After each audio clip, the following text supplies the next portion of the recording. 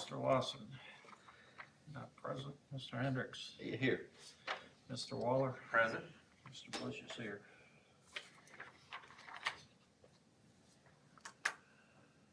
So I'll mark Mr. Jameson as resigned. Resigned. Wow. I know. Who would have thought that? We've never had Is that a state law? Asked Susan Harrison, she received a letter from the state saying he could not serve on the election commission and on solid waste. Well, it's the second time I heard, but I thought it only applied to Lenore City. Yeah, I was on two. I was on the Civil Service and Commission, Loudon County Solid Waste Commission, and I had to resign from the other one Okay. that stayed here. So, well, thank you for not resigning. Yeah. Yeah. Public comments?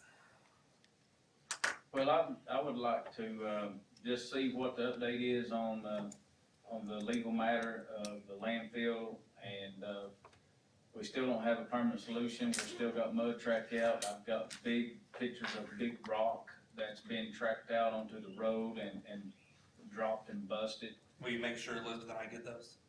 Do what, sir? The ones with big rocks, make sure Elizabeth and I get those. Do you have pictures of those? Yes, I have those. Okay. Make Did sure you you send send them, them? make sure you send those to Elizabeth and I, please. Okay, and I was behind a truck on up the road and rock come out of the tire. Hold on, sorry. Did you send those pictures? Miss Murphy, the whole I world just can got it hear you. today.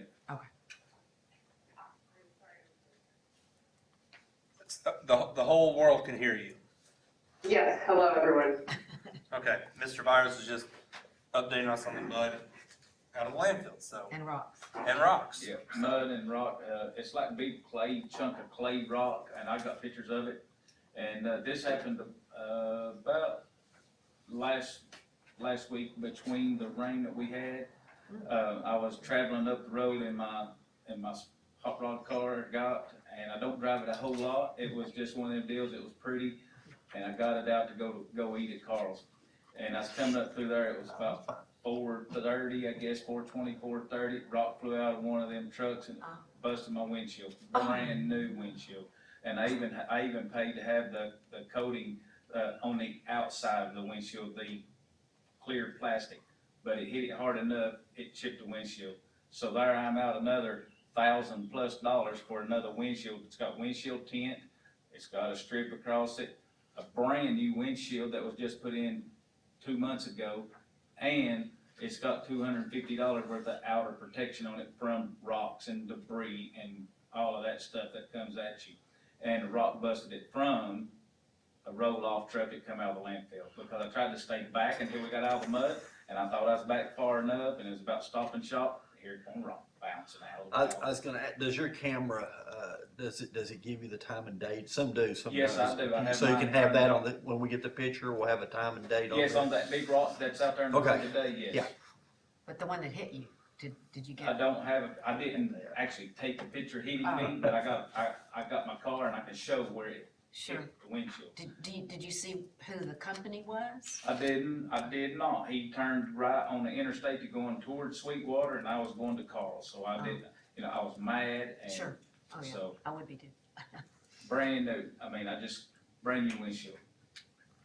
But like I say, I'd like to get an update on the legal matter that we've got going on, and I've been asking for a permanent solution for quite some time. I keep coming to these meetings, I keep hoping that we got answers, and they keep saying we do, or we're getting them, and it's been a long time, and we're not getting answers. Well, So- our hands are tied with the 22 and 07 contracts. And Elizabeth, do you want to give us an update on our negotiations or trying to? Yes, there's basically a demand letter that has gone out to them. Republic Council is looking at it. There are basically 10, what I've referred to as top line issues. And the mud and debris resolution is one of them. The reason for having 10 top line issues to go first is that the ability to agree on any or all of the 10 determines whether we can continue having any real conversations with them. If we can't get those resolved, or, really get to a place where you've got a permanent solution, for example, on the mud, then we didn't get anywhere. And so the alternative, of course, is the courthouse. But we want to exhaust all the reasonable measures first. But the mud issue is on there. The letter was submitted as a confidential, it's covered under a particular rule of civil procedure that makes it confidential between the parties so that they can kind of have an honest exchange of positions without people, handing it out and trying to introduce it as evidence. So I'm not going to get into the details of it publicly, except to say there are 10 issues that are right at the top of the list. They are detailed in the letter. Republic has assured me they're looking at it carefully, and we expect to sit down and go over some details in about a week. We'll find out if we've got any room for agreement. So by the next meeting, we'll know a lot more, but the big picture is that the commission is contending that basically they're breaching the contract in a couple different ways. And just talking about it is no longer going to work. And that has been made clear. Thank you. Any other comments? Yes, Rich? I sent you an email about 2 items. You had taken the commission records out of the county office building down to your office in Pat Summit, I believe, for digitizing. Right? And did you get them all digitized? A lot of them have been digitized, yes. All right, my question was, if you digitized them, how does the public access them without going through you with the document access request? Why isn't it There's available? thousands of pages. I don't even know where to begin to organize those on a website. How about put them up there bulk? I can ask IT, but every one of them has to be gone through and see what has to be crossed out and all that stuff too, though. So, anyways, and as I replied, every one of those records is over here at the county record storage building. I don't have them in my personal possession. All right, so the hard copies are still over across the street here? Yes. All right.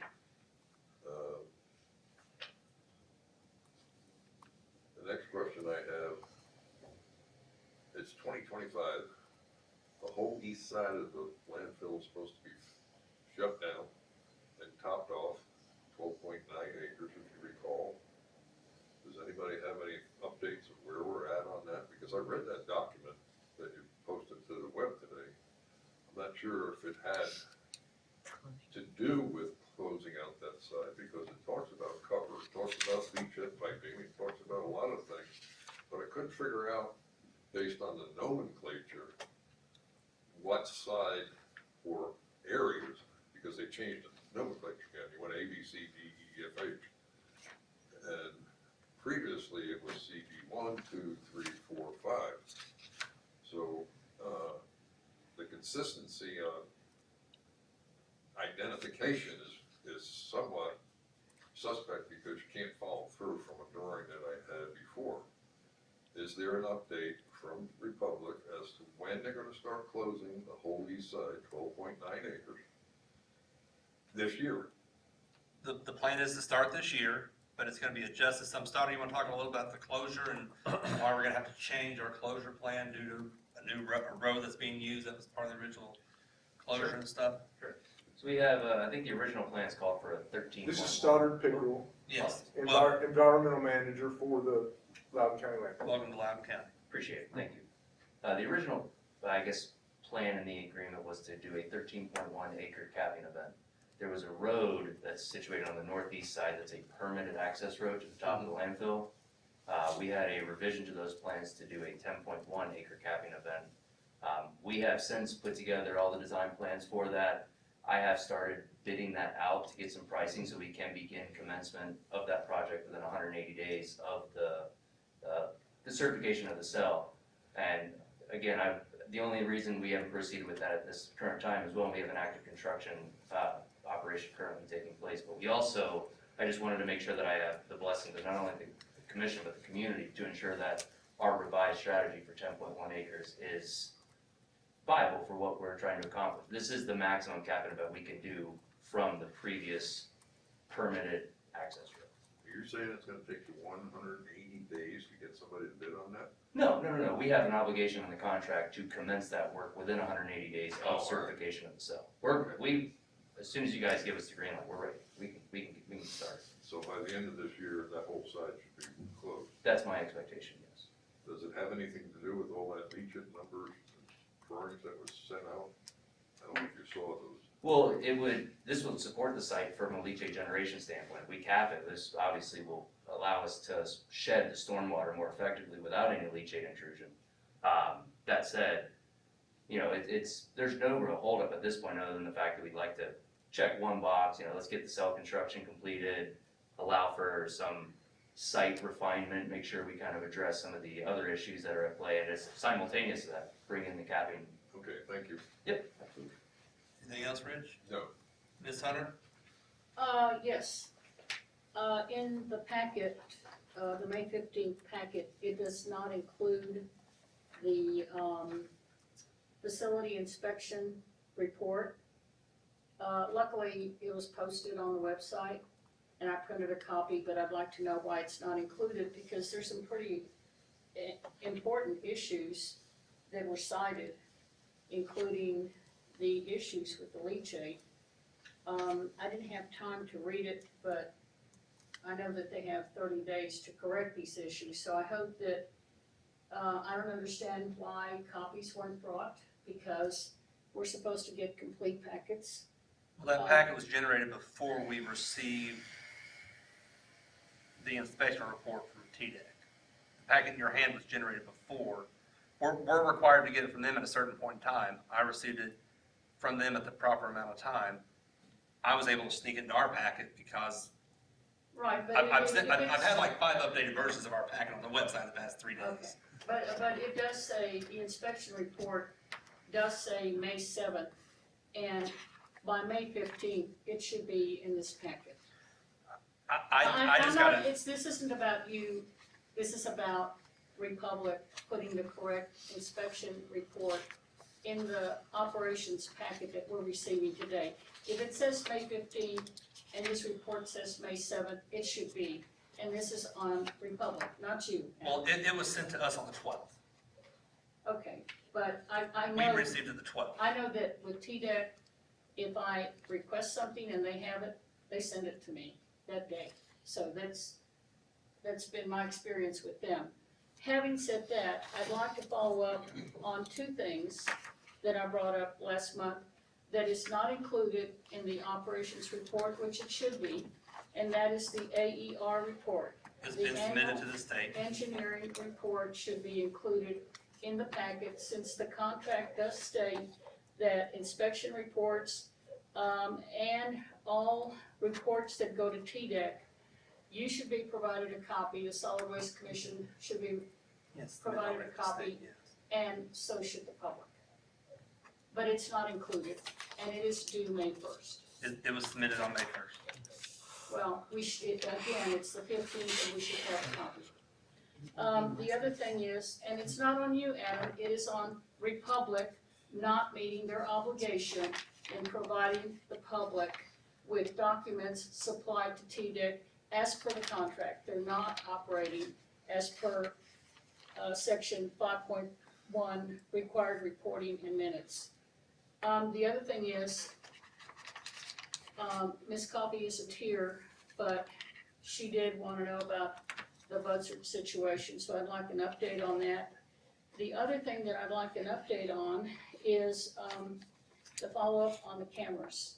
Since they are required to provide security, 24-hour security, we should also have cameras up there to where there is security at the landfill. So I'd like for that to be addressed also. I've not had time to deal with cameras in the past month because there's other stuff I've been dealing with, but it's on the to-do list. I understand that, but do you think that that the purchasing department could help you out, because that is their job to look into purchasing for the county commission or the solid waste. That has been their function. I've discussed it with them, but I've reached out to 2 companies, I just haven't had time to follow up with the 2 companies I've reached out to, Okay. because there's a lot going on. Okay. So, yes. But we are gonna talk about the leachate and the inspection report. Yeah, we can discuss that, yes. I mean, there's a whole update on the leachate disconnect and stormwater ponds, all kinds of stuff, yes. Okay, thank you. Thank you. Minutes, Gary has sent out the minutes, the most recent version, has been up, well, there's one more he sent just before the meeting that, has name correction. just one name correction, but everything other than that is on the website and y'all have it, so, is there a motion to approve the minutes from, April 17th? I'll make a motion to approve. I'll second. With the one name change for me? Yeah. Okay. All in favor say aye. Aye. All opposed say nay. Thank you. Ms. Murphy, do you want to talk about the joint submission from Republic and ourselves, and then the response from TDEC? Yes, a joint submission was sent to TDEC, essentially, and I'll just kind of oversimplify this, but it basically said, back when you approved slip lining a leachate pipe that goes up into Module A, and you did that as part of the overall landfill expansion, something apparently was missed. And CEC did not clarify and/or clearly state that it appears there was a disconnection between a PVC pipe and another black plastic pipe. The connector appeared to be disconnected and broken because the band that holds it was hanging, and you can see it in another picture. The picture where it's hanging loose is something that was found after the fact, and we talked about all that. So we submitted that picture to TDEC, said, hey, are you sure that the slip lining issue, which is more about crushing the pipe, is one thing, but are you sure that we don't have another potential problem with capturing and draining leachate out of Module A based on what Mr. Klein found? And TDEC basically wrote back and said, we're assuming, and they actually used the word assume, so they were basically assuming that everybody knew about this at the time, and the permittee, which is the commission, knew about this at the time, and so we're not changing our position. So that assumption is incorrect, and in addition, to the extent that someone can look at the CCTV video and maybe draw a different conclusion, what happened in February was a little more significant because we saw a lot of leachate was clearly perched and not making its way into the drainage pipes because it was draining out of the side of the hills. The TDEC letter did not say anything about that.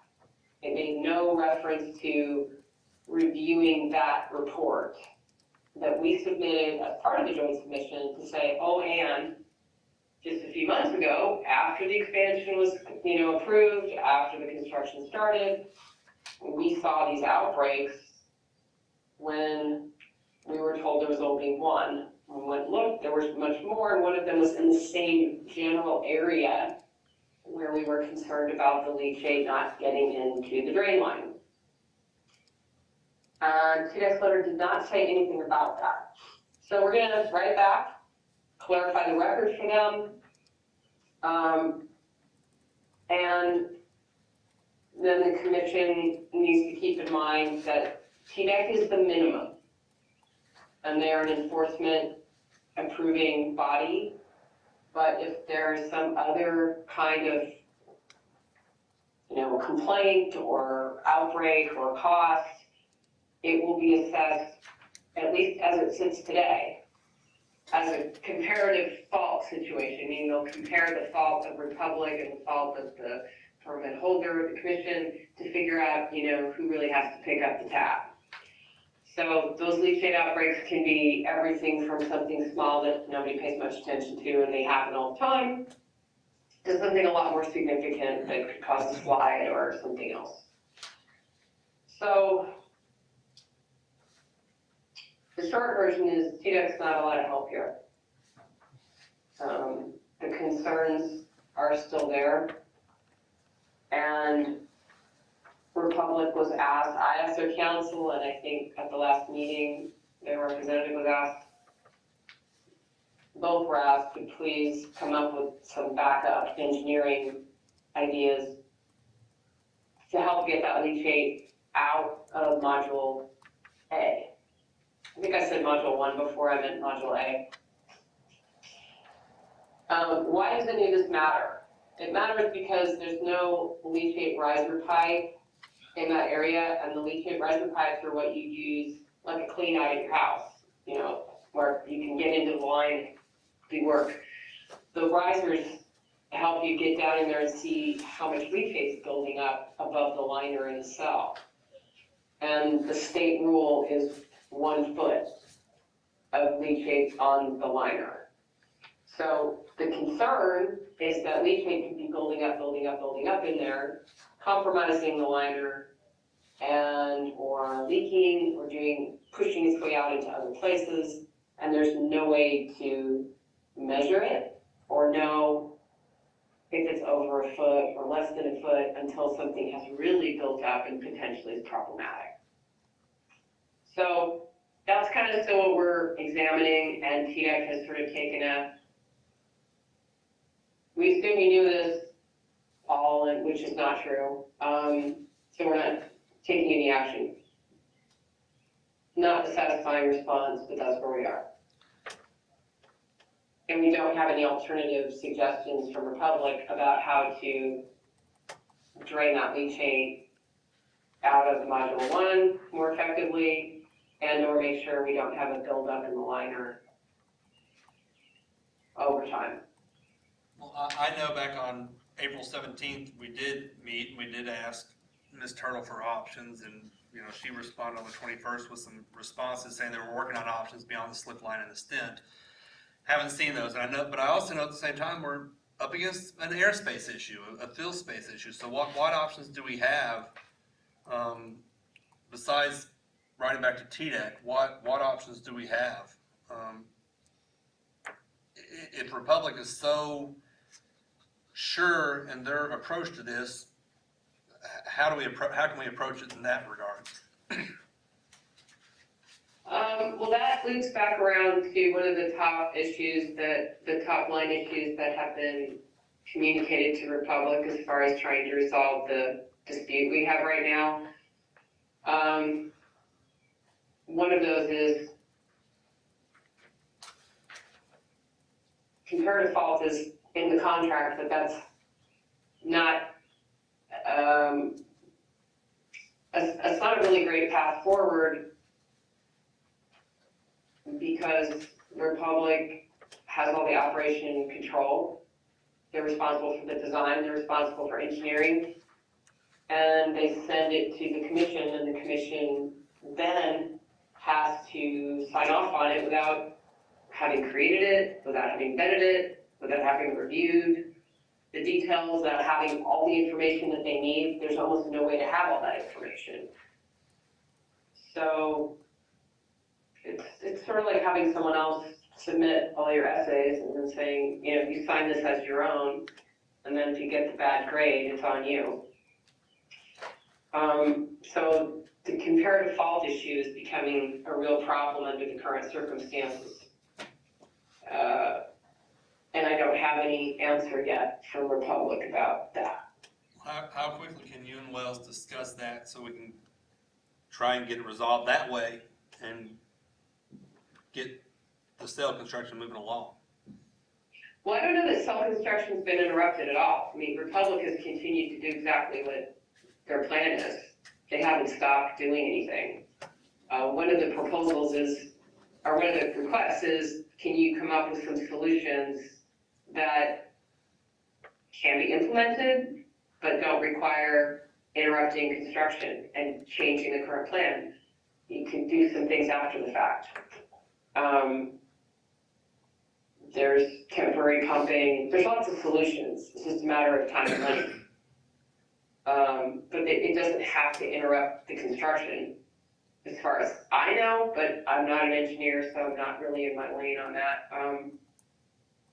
I think Republic, again, has some of the best engineers on landfilling. If anyone knows how to do it, they would know how to do it.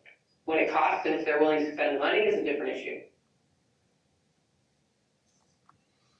And to your other question about when Ms. Wells and I can communicate, the plan is to get a meeting after Memorial Day.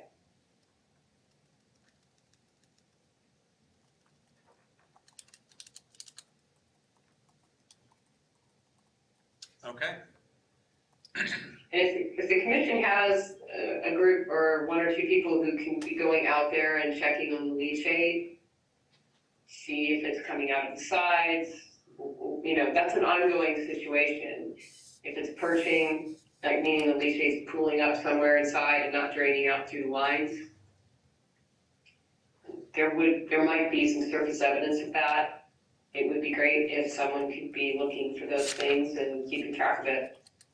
If it's not there, that gives everyone a bit of confidence and positive,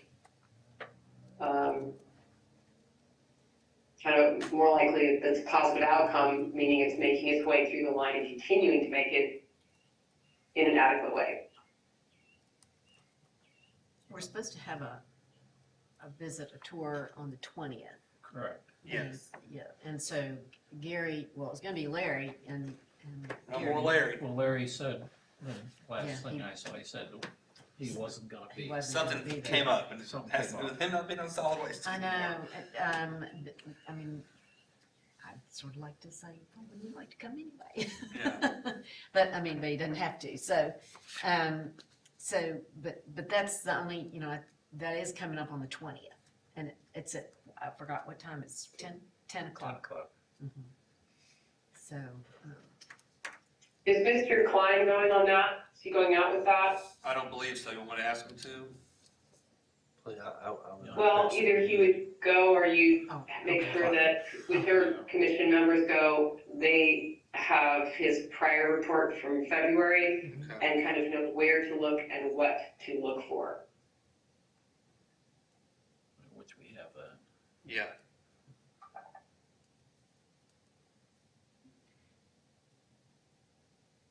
I don't know what my questions. Any other questions regarding the leachate? Well, I don't know if it's really relevant anymore, but, you know, there's, in the, description from CEC, they talked about flushing, well, and I mean, it's like half the problem that they would address is flushing the module, do I need to do something here? Flushing the pipe in module A. I need to turn the switch on the very bottom of it, turn it over. Okay, sorry. Flushing the pipe to make sure it's clear of debris. And I wondered if, and every 6 months in Module A, and then the other ones, the other areas would be just once a year. And I wondered if that change in the schedule for Module A, would that be incorporated into the operations plan, or since it is different, or where does that recorded that should be done? I believe that these systems should be cleaned quarterly. Quarterly? So that was what we were gonna budget for, Oh. personally, is to make sure that the side rises and cleanouts would be addressed quarterly. Oh, okay, so that's Now, I know different. that's more than what's, Sure. maybe illustrated in there, but I that's agree just with that. our, the goal is long-term health of the landfill. Sure, right, okay. So we can have, it just, for the Module A situation, I mean, obviously, it's, right now, it's clear, we camered it, in recent events, so, obviously with the slip lining approach or a stent approach, that would ensure that, the line is not in fact blocked. I mean, we have camera evidence that shows it's not blocked. That said, it still would be under the jetting and vacuuming and cleaning schedule as you were just discussing. It'd be quarterly instead. I want it quarterly. That is what I'm budgeting for our operations. When was it cambered last, do you know? In the past month? No, the last camera was, part of the slip lining discussions Okay. that, I just wanna see if there was one since then. March. Well, that was, March. I got CC two questions. CCI One- report was March. March. March. Yeah. Okay. Are we gonna request that Mr. Klein does attend on the 20th? I'm gonna ask him to, yes. Okay, see if you can. Next question is, I understand slip lining, but I heard you say stent. I hadn't heard that, or I wasn't at the last meeting, maybe it brought up then. How would that work? How would we? I heard both, just brought up just a minute ago, so. Okay. So I guess there's similar but two approaches here. So the stent idea would be essentially a rod that drives in through this apparent disconnect in the Fernco to try to somehow align maybe a disconnect that has occurred. We obviously can't camera past this Fernco disconnect. So in talking, that would be the ultimate goal of the stent or stinger rod. The slip lining approach, I actually spoke to a vendor from Canton, Ohio, earlier this week about this. And one of the approaches that they would like to do is to actually use a 3-inch steel pipe that is slotted, like a 1/10 of an inch slotted kind of PVC like you see in a groundwater monitoring well. You would drive that up to the Fernco and actually through, and that would allow for full, screening pass through of anything that is in the waste column.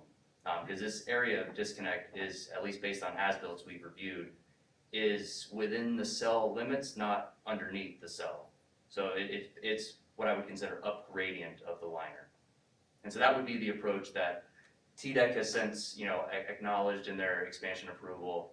It is the approach that would allow for pass-through of leachate, and it would also protect for future waste placement on top of the area that is slip-lined. Obviously, it doesn't repair the issues that occurred for the leachate system within Module A, but is a gravity system, so all the liquids would flow to this point anyways. And so the idea is to just make sure that we have communication through Module A underneath Module E for the life of the landfill. I think I'm going back over old paths, but what's the diameter, the ID of the current?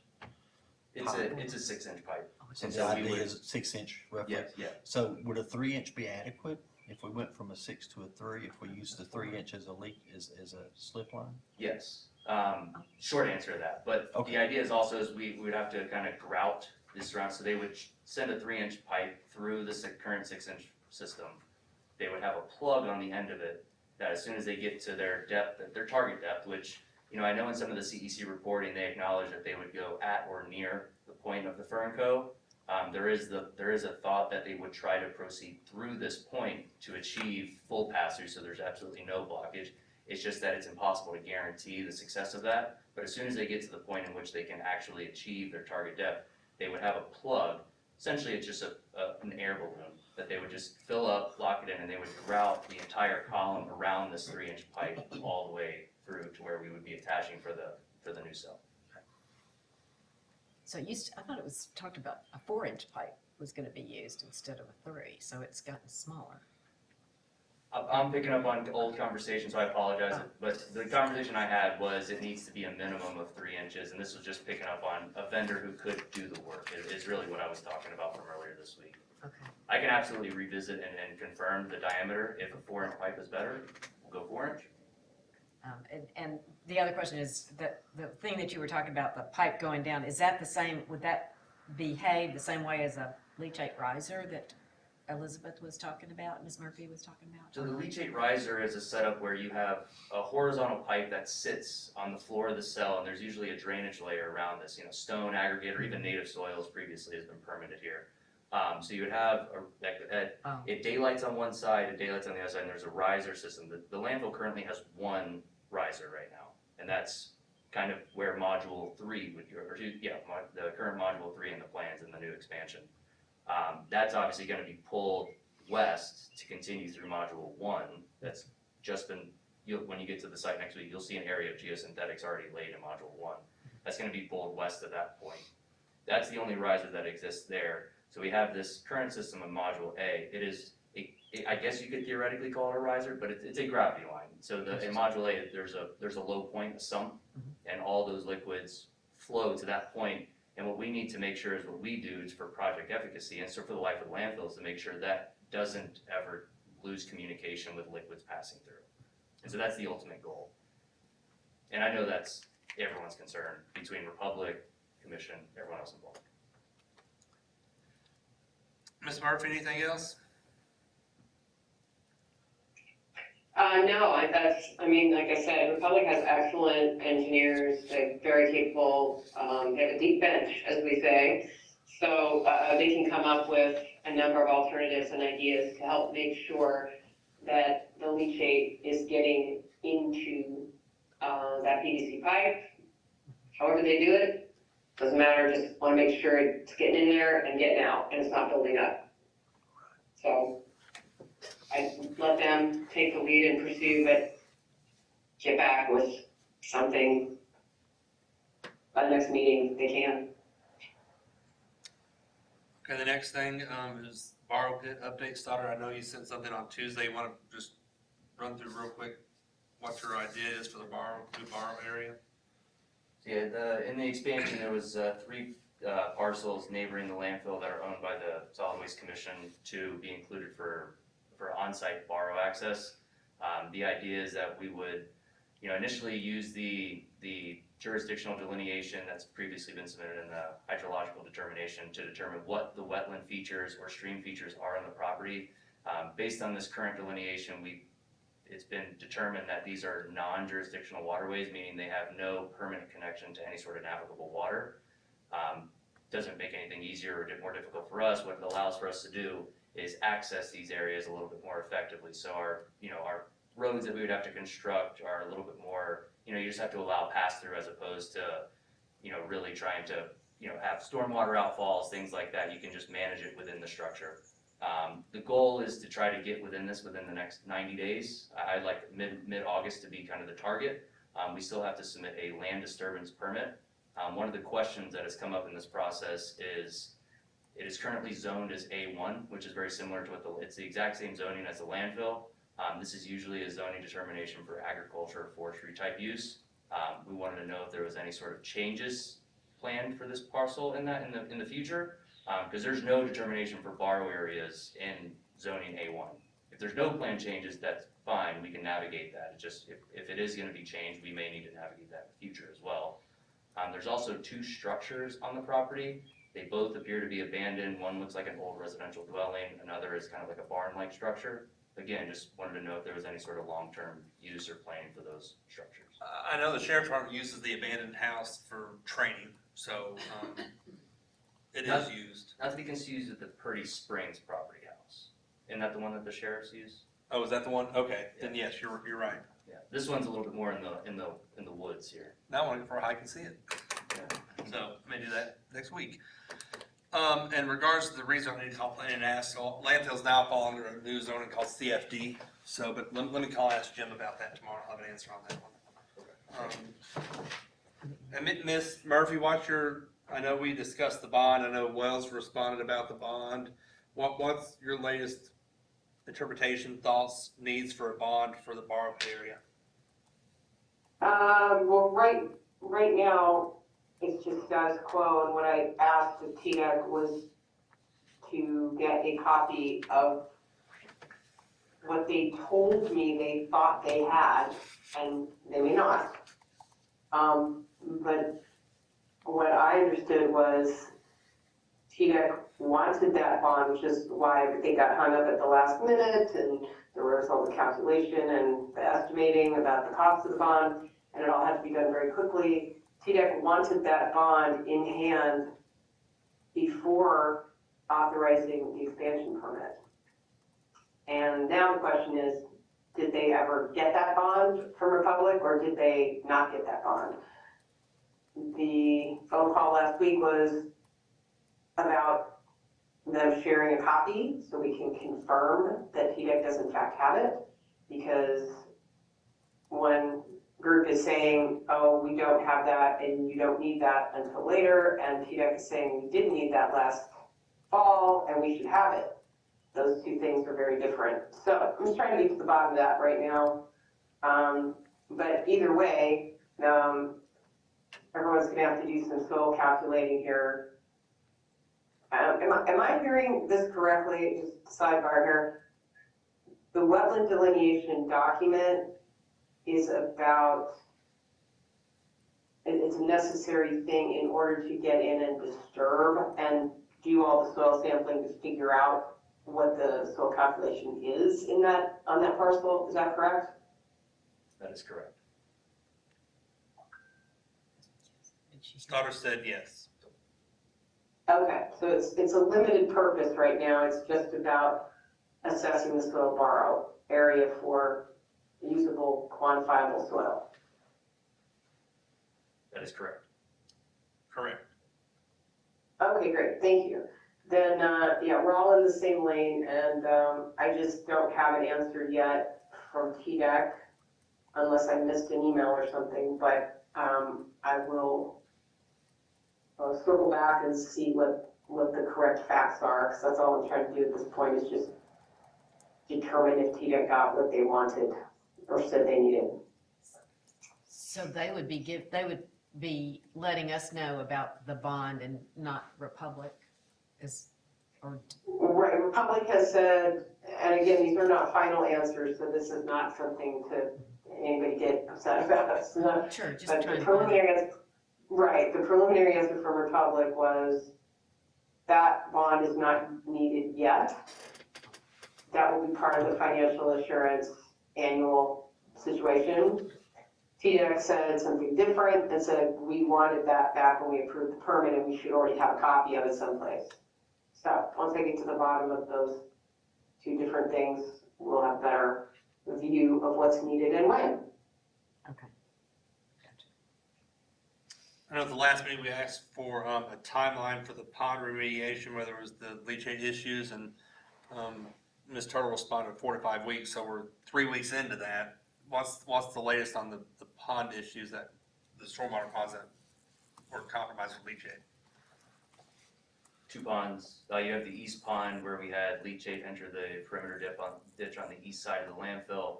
That was plugged. That was due to a seep, actually, while Lou was on site, the inspector with TDEC.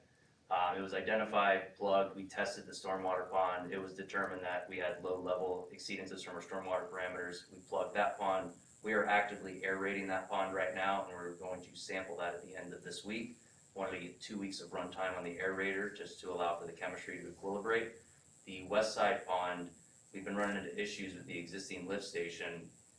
We have since brought in a company from Sharp Chapel down the road here called Rain for Rent.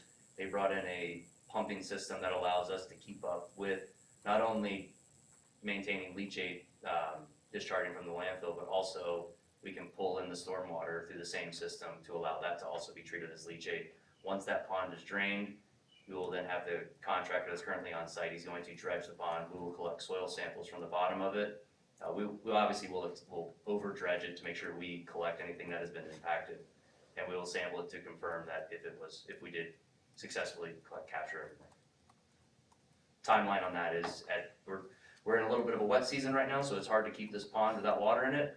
We're doing the best we can. I would say within the next 2 weeks, I hope to have the pond completely drained and have some sort of dredging occurring where we can actually muck out the sediment in that pond. It's been wet. It has been wet. That takes us to. Sorry, Go ahead. did he identify this Rain for Rent where they're pumping to? It is currently, Did I miss that? it's bypassing our current systems and going straight to the city of Loudon, the POTW. Okay, thank you.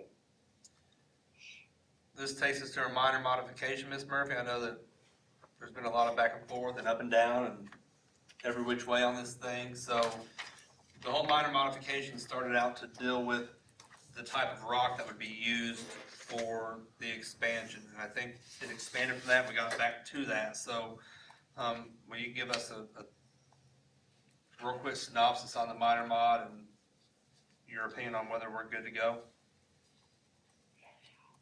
The minor mod do exactly what Chair Waller just said. It started out with 5 issues and then it ballooned up and there was an attempt to try to deal with some of those. And then we made some progress, but in the end, TDEC did not want 400 pages. They wanted to stick to the original 5 issues that Republic's engineer, CEC, had submitted. So there was a decision to definitely go back to the 5 issues because that's really what TDEC wanted. And it could be done much more quickly and reviewed and approved more quickly. So we did that. The cover letter is in your packet, I believe. Yes. Is that correct? And the time was spent making sure that all of the sections where there are changes on the minor mod are identified in the cover letter. This should have been a simple thing, but for some reason, even in the last 2 drafts I got, they weren't in there. So I believe I have caught all of them. Again, I'm not the engineer. This was more of a hunt and peck and just try to match what they wanted to what's in the document. In addition, Mr. Klein, the engineer, wanted some safeguards in there so that, for example, on the rock, when they changed the type of rock, and there was a quote pH test, that there was a number put in there, an actual numeric limit or standard for the pH of 4, which is what the engineer, or Mr. Klein wanted and recommended. So that's in there now. So it's in the cover letter and it's in the red line changes. There was language clarification, kind of housekeeping stuff that we did not get too involved in. But everything related to this barrier soil, the way they wanted to reword it, the type of stone is in there. One thing we did get out of this process was that the stone, whether the stone is the right type for doing the leachate liner, it has to be tested by a third party, and that third party has to sign off on that and submit it to the commission before the stone is purchased. So we have assurances under the quality control standards that are in the permit now that has all been done. It's not a guessing game. The commission doesn't have to wonder if it was ever done. It's mandatory, and that obligation is on Republic and whoever they hire. So that was achieved. There was also some language that was changed that we did not know why it was changed by Republic, but it said that all responsibility essentially ultimately was on the permit holder commission. And they said, no, take that out. And so they took that out, and we had a much more appropriate statement of who is who and what their responsibilities are. And because the contract is a bit of a mess right now, hence the discussions with the public, there's an exhibit addendum that's been taken out because now the contract can't be, it's complicated, but you don't want a disputed breach contract that everybody now knows no one was not followed attached to the permit, which then makes it legally binding for everybody, and we all know it's not legally binding and has been abrogated. So all of that housekeeping and cleaning up had to be done, had to go back and forth multiple times. I think it's finished. I went through it myself, Mr. Klein went through it, and there will be another round of all this because there were things we had to take out that had, I think the way Mr. Waller put it had ballooned. So all the things that ballooned up, the add-ons, have been stripped back out. That will have to be addressed in another minor modification, and hopefully we'll have a more smooth communication process by which to do that the next time, and it'll go faster. But I think you're fine to approve it tonight, and probably should, because it's taken a while to get it to this point, and I think we're where we need to be. May I ask a question about when they were talking about the cover soil. You know, they had lots of QA/QC things involved in that when it was applied. And that is used, that's the soil that's used when they're not going to be there the next day. Is that correct? It's not during the week when it's just gonna be the next day and the ADC is gonna be used. That's not the same thing. Is that correct? I mean, Are you asking me now, or you want Republic to respond to that? I'll ask whoever can answer that question. Sure, so yeah, the cover soils are essentially soils that would be available either on-site or something that's hauled in. This is Right. not ADC. ADC is just an approved Okay. daily metric. The trash has to be covered every day, no matter what the situation is. Okay. We do get into intermediate cover, whereas if we move the working phase, we are required to have a minimum of 6 inches of intermediate cover. Okay. And that does have to be true soil, it cannot be just ADC. Okay, and it has to follow all the QA/QC that, Absolutely. okay. And are we allowed to use ADC Saturday, or do we have to use soil on Saturday? I mean, soil? Yes, the answer, it's operating days. So as far as on the weekends, we would typically use cover soil and stage the ADC for something that we can address if an issue arises. You know, if something happens overnight, we need to be able to address it pretty quickly, say a storm event, washout. You don't want that to occur over the weekend with ADC. So it's a general practice to not use ADC over the weekend. So are we talking about the red line items? Yes. Is that it? Just accepting those? Is that what We're approving the minor modification that has the red was in the lines? packet. Yeah, I would just, with regards to the red line changes, when I was going through it on page 7 and 8, we start talking about the gravel, and it's number 57 gravel. Then on page 15 and 17, that comes up again in a couple areas, and there's an area number 19 they call washed out gravel. They don't reference, are we referencing 57 gravel or not? But if you go through those areas, it's inconsistent. They have an NO and they have a period after it, and then number 57. In 2 of the sentences, it looks like that should be no number 57 gravel, potentially, not number 57. One looks like it should be number 57, and you combined it with the number sign. So it's inconsistent what you're doing there. So if you could correct that and check those spots. Absolutely. And I, Yeah, and then I had a question on 4.7.2.1, compact soil layer thickness verification. It talks about your field test pits, okay, which said can be done by hand shovel or power equipment or depth gauges. And there's one per 10,000 square feet, and that's being done throughout the process, which I understand. So that soil layer thickness, I believe on that one is 2 feet, I think is what you're going down through. And then 4.7.2.2 talks about the compact soil layer surface inspection, which is it's basically for the compromised integrity of the final cover system. The question I've got on these field tests, they talk about hand shovels, stuff like that, is how much dirt do you have to take out for what you're looking for when you're doing that test? And I'm trying to understand, because if you can use a depth gauge or something like that, can you use just something that's a core sample, which is basically so wide, and to check everything? Why would you be doing a hand shovel, which becomes very inconsistent, and then the backfilling of that to ensure it's compacted the right way and everything else? So that raised a concern, because those two are tied together. And if you're going and you're putting these holes in there, and that's the 2-foot seal is an important seal on that thing. So I was just concerned, the way I saw the writing leads me to say, well, there's quite a area of difference between the different types of techniques you might use. So just for clarity, I'd like to understand better, because again, It's leaving the option open for a couple field verification methods.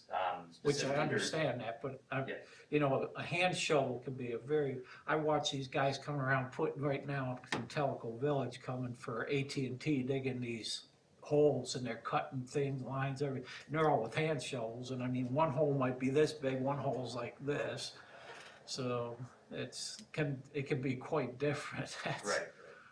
The ultimate goal with these layers would be to use survey benchmarks as a way to verify thickness. But in the event that there may be discrepancies, maybe a base grade is a little bit higher in some area than the other, there may be a little bit of blending is not the correct word, but you may have an area that would appear short. And if that's the case, based upon the surveys that were used previously, you would use either a hand shovel or some piece of instrument that would allow for some verification of thickness, which they would, they dig down to where the previous lift would occur, they would just measure to verify it, and then they would document that in any sort of quality assurance report. But I agree, it should lend more to consistency as opposed to just, Yeah, to many me, options that could be. that's a pretty wide option, so if that can be clarified for specifically what you guys are focused on, I mean, as from an engineering perspective, this is the preferred method, is this method, if we have to, these might be used type of thing. The way I read that, it's the first thing they start with is the shovel, and that's like, so. It doesn't speak to engineering per se. Yeah, Maybe field instrumentation. the shovel doesn't give me a comfort level. And I had just a question on when it talked about the inorganic and organic constituents. There's levels that are acceptable, and this is in groundwater monitoring.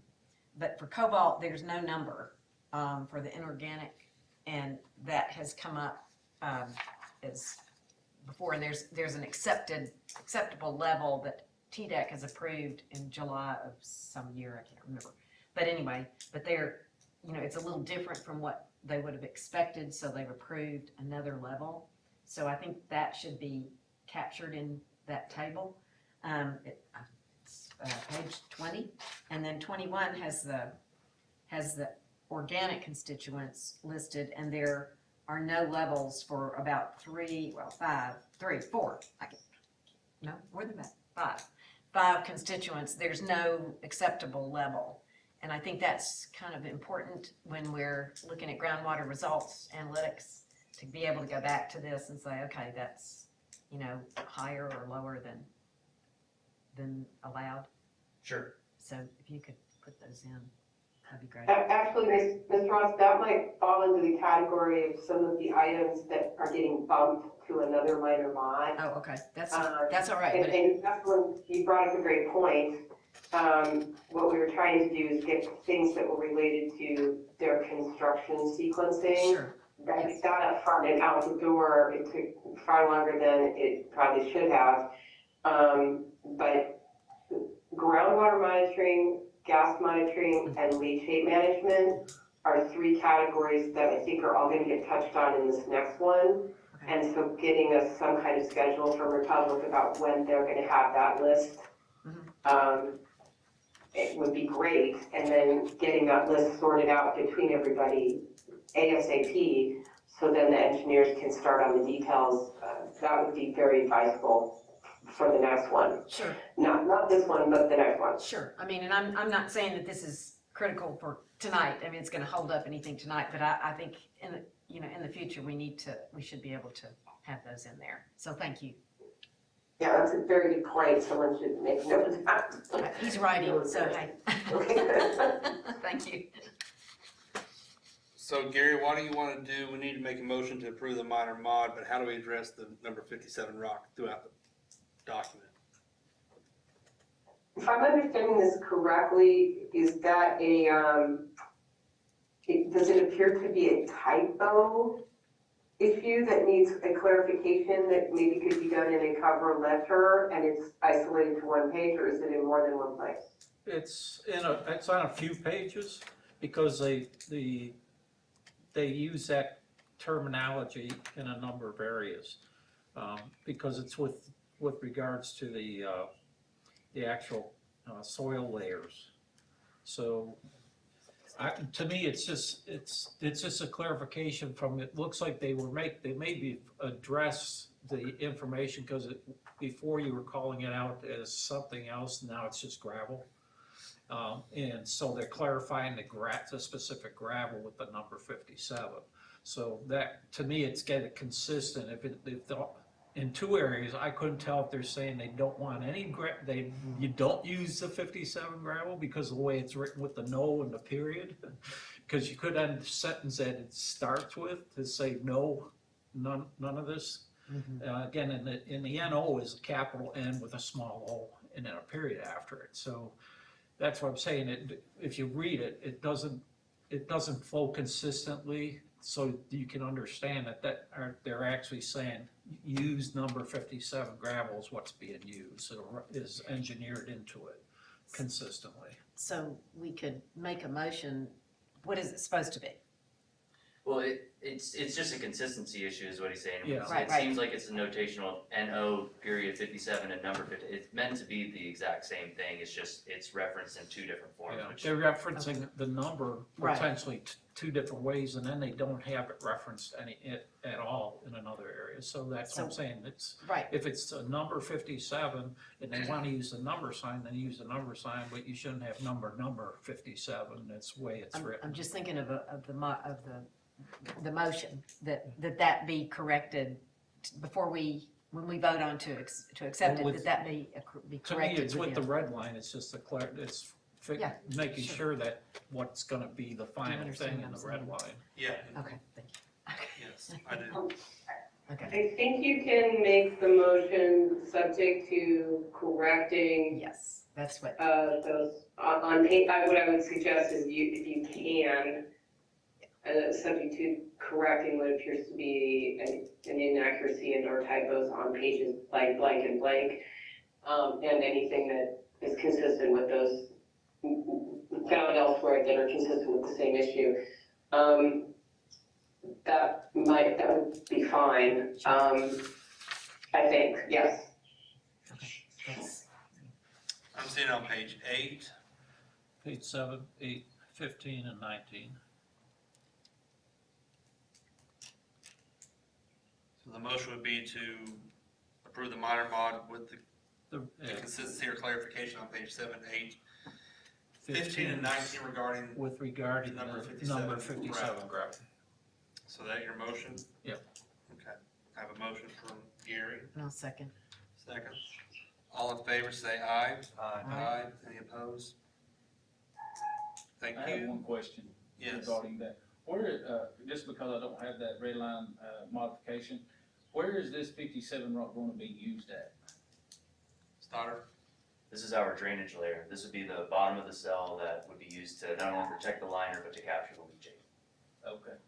So not on road beds, not on dump sites, just in the, For this specific material, this would be the floor of the cell. okay. I just want to briefly apologize to the commission. We were looking for typos, there were substantive issues, there were new things showing up after one draft would be approved, and new things would come in. This was back and forth so many times on so many different issues, and I probably got a little blind, because wherever I saw 57, I started skipping it and looking for other things. So I apologize, I'm glad you're all doing, your job so well. Thank you, and I apologize. Communication protocol, let's discuss that for a little bit. I get a lot of stuff and I do my best to make sure y'all get it. So Ms. Murphy, I've talked a little bit about this and, Ms. Murphy, please, let's talk communication. Oh, well, the concerns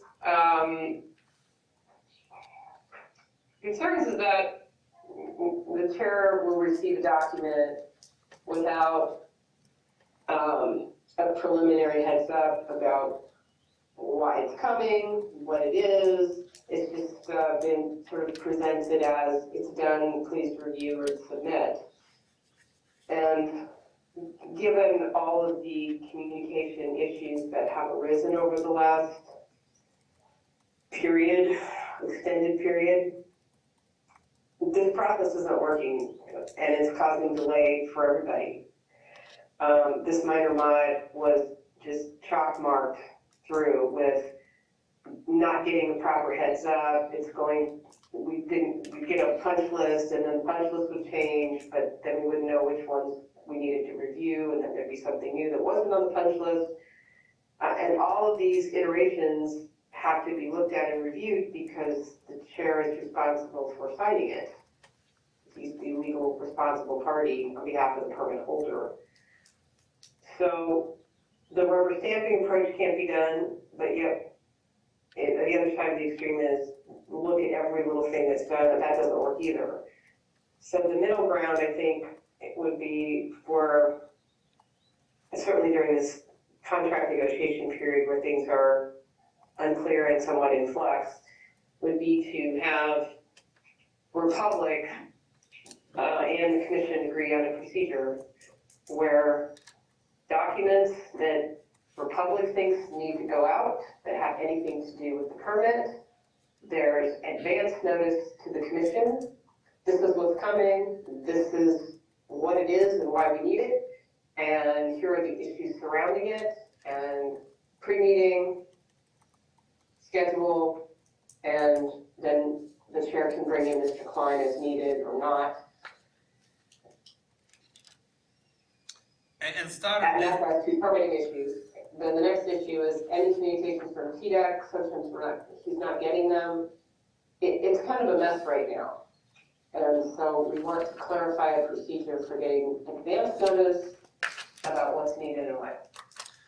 and Stoddard did send me an email, just after lunch on Tuesday to go over some stuff, and it's, you know, getting this massive packet ready, and him and I just have not had a chance to connect, and that's totally my fault. So, I mean, there are issues like the rezone to discuss and the land disturbance permit, so there are some things, but, you know, there has been times where stuff has been sent to TDEC, and we've not been copied. I know there was a leachate tank that was punctured or ruptured the other day, and they sent a report or pictures to TDEC, and we weren't copied on it. So I think it's really important that we all know, as Ms. Burke says, we're all reading from the same hymnal. So I think that's really important, that we get everything and have time to review and respond appropriately.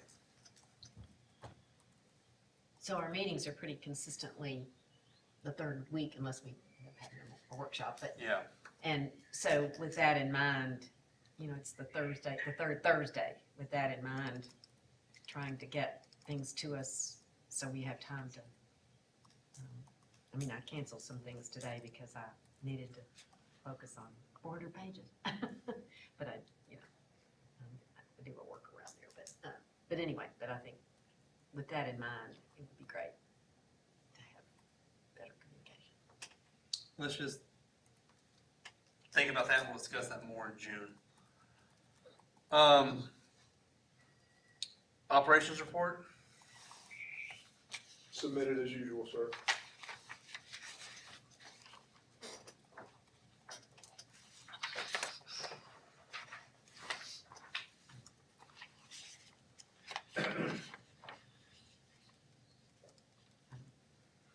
Yeah, Please ask away, yes. well, I just, you know, you already answered one of the questions that I had, and that was on the ponds and the time, you know, the information on the ponds, and the other one was about the storage tank problem that came up and that Will you just brief us on that real quick? Yes, I believe it was April 30th, could be wrong, might be the 29th. Site reported that the tank appeared to have been floated in the secondary containment. We mobilized the team out of Greensboro, North Carolina to respond that night. They dewatered the secondary containment slowly so the tank could settle back down in an upright position as it was originally constructed. It did, that proved to be effective. The tank is not showing any signs of leaking. However, we have since dewatered the tank. It is actually getting cleaned this weekend so it can be inspected on Monday to understand what the actual extent of the damages are. The tank contractor that constructed the tank, Southeastern Tank Services, who uses Aquastore materials, they're gonna be on site to actually conduct that inspection. They'll give us a report on what they actually find. The report might be as simple as an email with you know, follow-up that needs to occur. And that'll give us an extent of what needs to be done from a repair standpoint. As it currently stands, there are two 20,000 gallon frac tanks on site right now that in the event that it's necessary, we can't discharge to the POTW. we have storage capacity with its own secondary containment, and that is up by the maintenance shop right now. Thank you.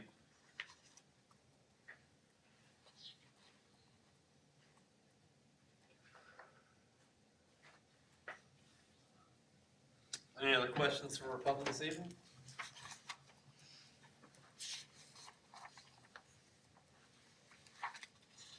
If not, I'll entertain a motion to adjourn. I'll make a motion to adjourn. Second. I'll second. Okay. All in favor, say aye. Aye. Opposed?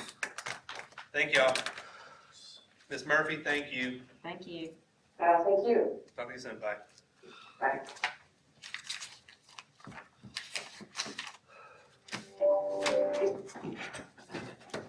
Gary, how soon do you typically have those minutes ready? Like from tonight, when they be ready to?